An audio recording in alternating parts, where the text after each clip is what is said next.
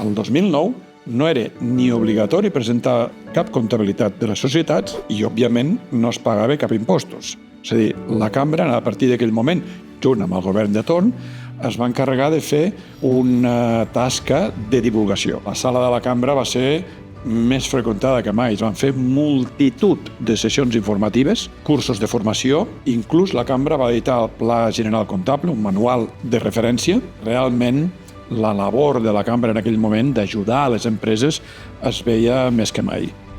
S'havien de pacificar els eixos comercials, s'havien d'intentar treure els cotxes d'alguna manera.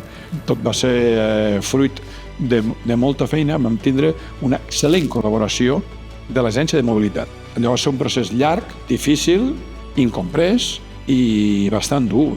Primer de conscienciar al sector públic de que això era possiblement un benefici per tots i després als propietaris i als comerciants mateixos, que alguns s'hi van mostrar radicalment en contra.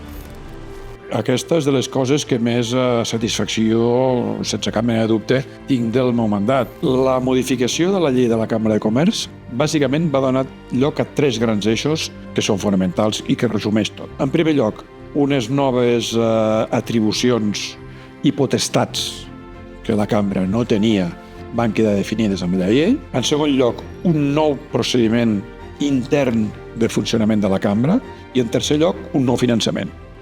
La bona gestió, no només meva, sinó la heredada dels presidents anteriors va fer que la Cambra tingués suficients diners per poder fer una reforma important dels seus locals i poder baixar al carrer. Això va ser el 2014 i va apropar la Cambra molt més a les empreses, la va baixar pel de carrer i les visites es van multiplicar per 10.